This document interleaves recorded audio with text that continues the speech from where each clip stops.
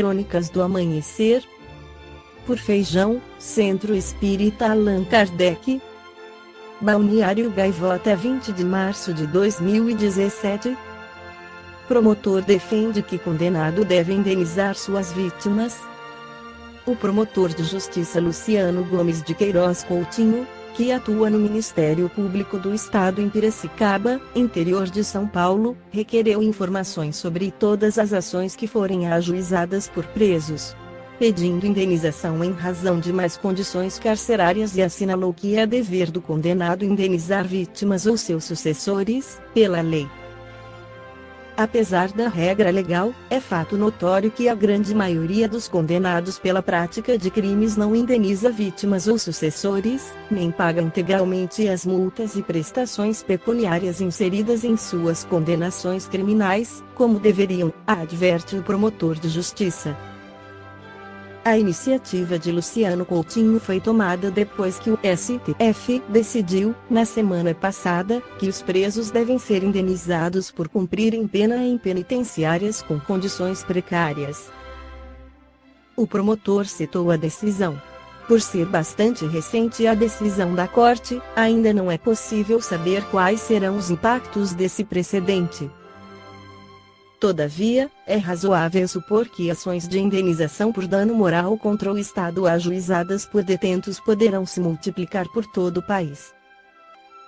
Um dos princípios da doutrina espírita é a reencarnação, entendida pelos orientadores espirituais como necessária à evolução humana, pois uma só existência corpórea é claramente insuficiente para que o espírito possa adquirir todo o bem que lhe falta e de desfazer de todo o mal que traz em si, afirma Allan Kardec em O Céu e o Inverno. Para nos auxiliar no processo ascensional, Deus nos concede o livre-arbítrio. Uma vez que, se o homem tem liberdade de pensar, tem também a de agir. Esclarece Allan Kardec em O Livro dos Espíritos. Podemos, então, afirmar que o ser humano é o árbitro do seu destino e que cada escolha, independentemente das suas motivações ou justificativas, acionam a lei de causa e efeito em qualquer plano de vida que se situe o físico ou o espiritual. Uso do livre-arbítrio são ações que provocam reações, no tempo e no espaço. As boas escolhas produzem progresso evolutivo, enquanto as escolhas infelizes geram provações ou expiações que se configuram como mecanismos evolutivos, moduladores da lei de causa e efeito, claramente consubstanciada no planejamento reencarnatório de cada indivíduo. Daí Emmanuel afirmar: a lei das provas é uma das maiores instituições universais para a distribuição dos benefícios divinos, conforme esclarece o Espírito e Emmanuel pela psicografia de Francisco Cândido Xavier no livro Consolador. Para melhor compreensão do assunto, Emmanuel especifica também a diferença que há entre prova ou provação e expiação. A provação é a luta que ensina ao discípulo rebelde e preguiçoso a estrada do trabalho e da edificação espiritual. A expiação é pena imposta a um malfeitor que comete um crime. Percebe-se, portanto, que a prova assemelha-se a uma corrida de obstáculos que tem o poder de impulsionar o progresso humano. As provas sempre existirão, mesmo para espíritos superiores, por se tratarem de desafios evolutivos.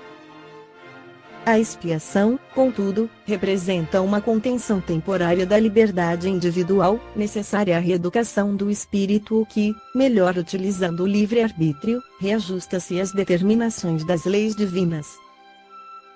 As provações podem ser difíceis, não resta dúvida, mas, por seu intermédio, o espírito é colocado em situações que o afasta do estado de inércia em que ora permanece ou se compraz, proporcionando-lhe, ao mesmo tempo, oportunidades para que ele possa trabalhar a melhoria das suas atuais condições de vida.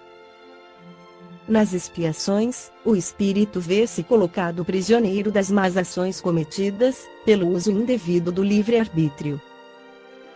Para que não se prejudique mais, renasce sob processos de contenção que, obviamente, produzem sofrimentos, sobretudo se o ser espiritual ainda não consegue apreender o valor da dor como instrumento de educação e cura espirituais. Em O Céu e o Inferno, Allan Kardec lança outras luzes a respeito do tema, quando explica que o arrependimento das faltas cometidas é o elemento-chave para liberar o espírito das provações dolorosas e das expiações. O codificador, assim se expressa: arrependimento, expiação e reparação são as três condições necessárias para apagar os traços de uma falta e suas consequências. O arrependimento suaviza as dores da expiação, abrindo pela esperança o caminho da reabilitação. Só a reparação, contudo, pode anular o efeito, destruindo-lhe a causa. Nesses termos, a libertação do espírito, ou reparação, indica ser a etapa final da expiação, porque, perante os códigos divinos, não nos é suficiente expiar uma falta, é preciso anulá-la, definitivamente, da vida do espírito imortal. Pela prática do bem, a reparação consiste em fazer o bem a quem se havia feito o mal. Quem não repara os seus erros nesta vida por fraqueza ou má vontade, achar-se-á numa existência posterior em contato com as mesmas pessoas a quem prejudicou, e em condições voluntariamente escolhidas, de modo a demonstrar-lhes o seu devotamento, e fazer-lhes tanto bem quanto mal lhes tenha feito. Pouco a pouco as leis humanas se aproximam das leis divinas que norteiam a vida dos espíritos. Allan Kardec escreveu no livro Céu e o Inferno, primeira parte, capítulo 7, sobre as penas futuras segundo o Espiritismo, onde está o Código Penal da vida futura, que todos nós erramos devido à nossa baixa evolução e que depois do erro, o espírito sofre pelo próprio mal que fez, de maneira que sua atenção, estando incessantemente concentrada nas consequências desse mal, ele compreenda melhor seus inconvenientes e seja motivado a corrigir-se. Esclarece Allan Kardec que o arrependimento é o primeiro passo para o aperfeiçoamento, mas sozinho não basta, é preciso ainda a expiação e a reparação. Arrependimento, expiação e reparação são as três condições necessárias para apagar os traços de uma falta e suas consequências.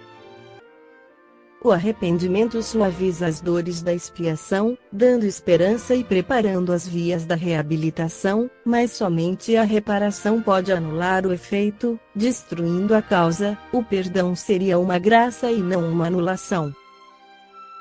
O arrependimento pode ocorrer em todo lugar e a qualquer tempo. Se for tardio, o culpado sofre por mais longo tempo. A expiação consiste nos sofrimentos físicos e morais, que são a consequência da falta cometida, seja desde a vida presente, seja, após a morte, na vida espiritual, seja numa nova existência corpórea, até que os traços da falta sejam apagados. A reparação consiste em fazer bem àquele a quem se fez mal.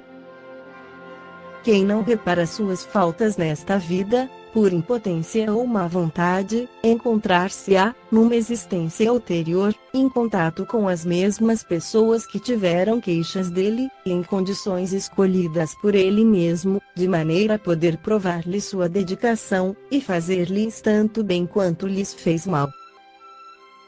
Com o conhecimento do Código Penal da vida futura, percebemos que o promotor de justiça Luciano Gomes de Queiroz Coutinho está correto ao afirmar que é dever do condenado indenizar vítimas ou seus sucessores. Esta foi a crônica do amanhecer de 20 de março, por Feijão.